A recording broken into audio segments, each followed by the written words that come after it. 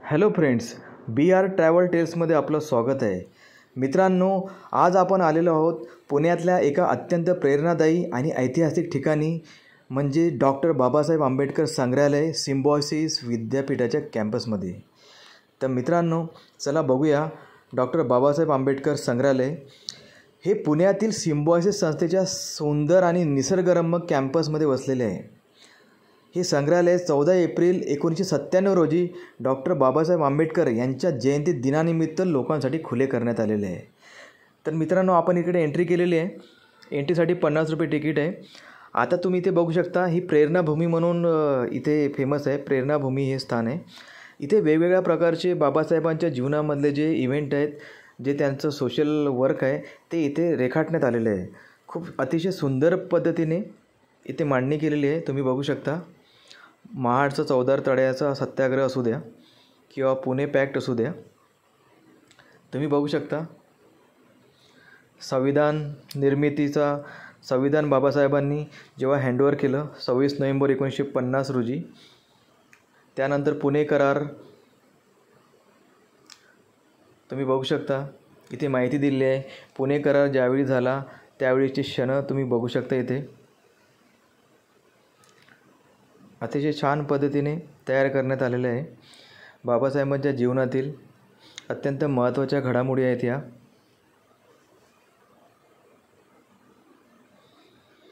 तुम्ही बघू शकता.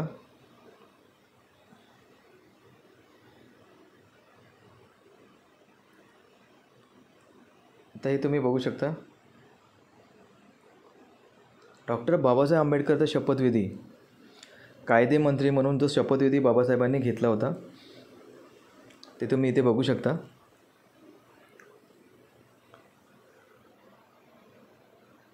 मित्रांनो, खूप छान अशा पद्धतीने इथे मांडणी केलेली आहे आणि बाबासाहेबांची माहिती दिलेली आहे.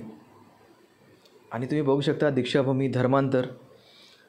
डॉक्टर बाबासाहेब आंबेडकर यांनी जेव्हा धर्मांतर केलं होतं 14 ऑक्टोंबर 1956 रोजी.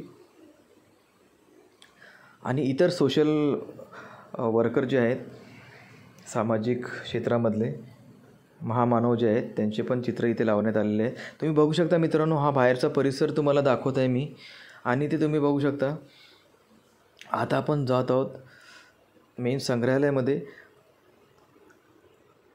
तुम्ही बघू शकता असा खूप दुर्मिळ छायाचित्र संग्रह आपण इथे बघत आहोत. तुम्ही बघू शकता बाबासाहेबांच्या आयुष्यातील महत्त्वपूर्ण क्षणांची छायाचित्रे इथे पाहायला मिळतात.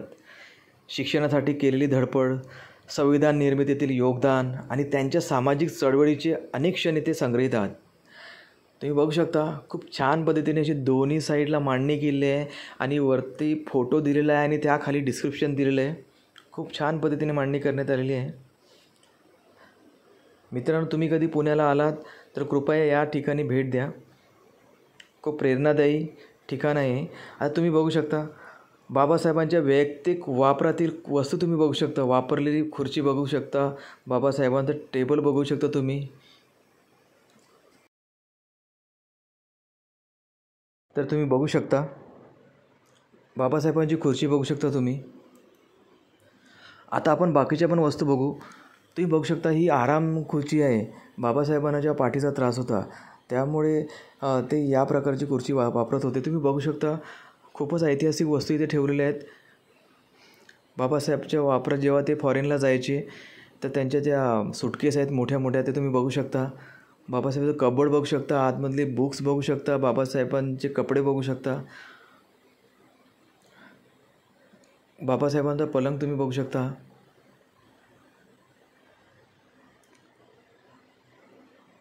बाबासाहेबांचं सूट पण तुम्ही बघू शकता. बाबासाहेबांची चप्पल पण इथे ठेवलेली आहे. शूज ठेवलेले आहेत. तुम्ही बघू शकता.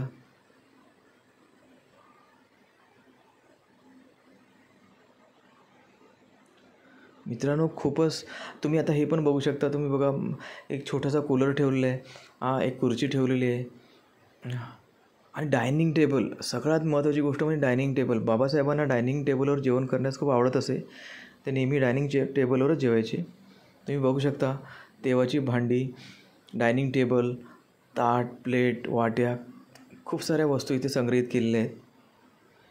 खूपच दुर्मिळ अशा वस्तू इथे संग्रहित केलेल्या आहेत मित्रांनो, तुम्ही बघू शकता. आणि मित्रांनो ह्या बघा, खूपच छान अशा वस्तू इथे संग्रहित केलेल्या आहेत. तुम्ही बघू शकता बाबासाहेब जी छत्री वापरायची ती छत्री पण इथे ठेवलेली आहे. बाबासाहेबांचे छायाचित्र आहेत. खूपच छान अशी मांडणी केलेली आहे, तुम्ही बघू शकता.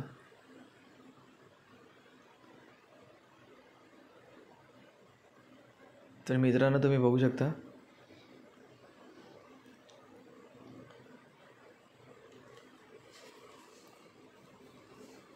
बाबासाहेबांचा स्टॅच्यू बघू शकता तुम्ही.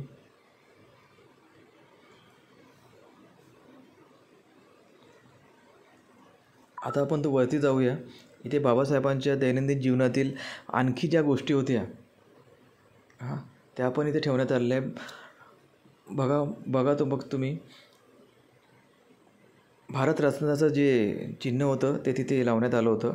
आता तुम्ही बघू शकता बाकीचे इव्हेंट्स, बाकीच्या गोष्टी इथे बाबासाहेबांनी लिहिलेले लेटर्स वगैरे जे आहेत, बाबासाहेबांचा जो पत्रव्यवहार आहे तो इथे पूर्ण लावण्यात आलेला आहे. ज्या ओरिजिनल कॉपीवरूनच ह्या कॉपी केलेल्या आहेत, तयार केलेल्या आहेत. मित्रांनो हे संग्रहालय केवळ बाबासाहेबांच्या स्मृतींना उजाळा देणारे ठिकाण नाही, तर नवीन पिढीला प्रेरणा देणारे केंद्र आहे.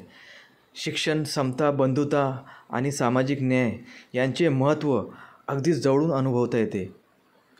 तुम्ही बघू शकता बाबासाहेबांच्या वापरातल्या लहान सहान गोष्टी आहेत, किती साऱ्या गोष्टी आहेत लहान सहान, त्या इथे खूप छान पद्धतीने असे ठेवण्यात आलेले आहे.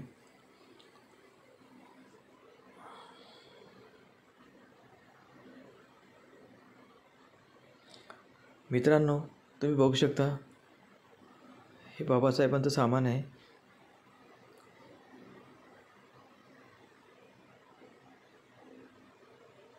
तुम्ही बघू शकता तथागत भगवान गौतम बुद्धांची मूर्ती आहे. खूपच छान अशी मूर्ती आहे.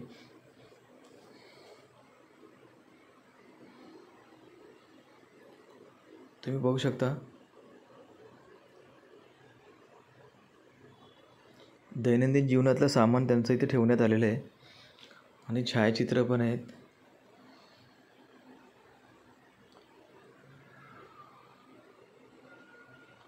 तुम्ही बघू शकता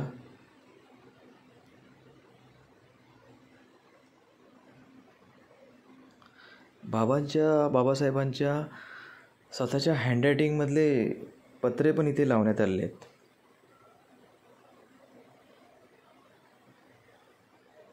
तुम्ही बघू शकता ही घरगुती भांडी आहेत, ते वापरायची. काट्याचे चमचे पण आहेत, ते नेहमी यूज करायचे. तुम्ही बघू शकता जे चमचे बाबासाहेबांनी यूज केले आहेत ते पण इथे ठेवण्यात आलेले आहेत.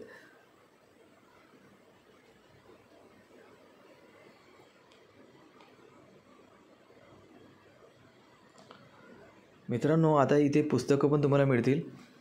पुस्तकांचा पण संच इथे आहे. जर आपण पुण्यात असाल तर डॉक्टर बाबासाहेब आंबेडकर संग्रहालयाला नक्की भेट द्या. इतिहास, प्रेरणा आणि सामाजिक परिवर्तनाचा अनमोल ठेवा इथे पाहायला मिळतो. तुम्ही बघू शकता.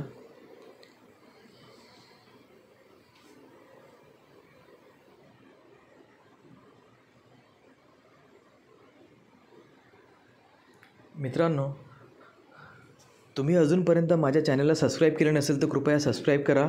माझ्या चॅनलचं नाव आहे BR ट्रॅव्हल टेल्स. मित्रांनो माझ्या चॅनलचं नाव आहे. तुम्ही बघू शकता बाबासाहेबांचा खूप छान असा चित्र इथे लावण्यात आलेलं आहे. दोन्ही साईडला तुम्हाला मी दाखवत आहे. आणि मित्रांनो आता आपण लायब्ररीमध्ये आलेलो आहे. लायब्ररीच्या आतमध्ये एंट्री नाही, पण तुम्हाला बाहेरून मी लायब्ररी दाखवण्यात आलेली आहे. तर मित्रांनो तुम्हाला माझा हा व्लॉग कसा वाटला प्लीज मला कमेंट करून सांगा. आणि माझ्या चॅनलला सबस्क्राईब करायला विसरू नका. माझ्या चॅनलचं नाव आहे BR ट्रॅव्हल टेल्स.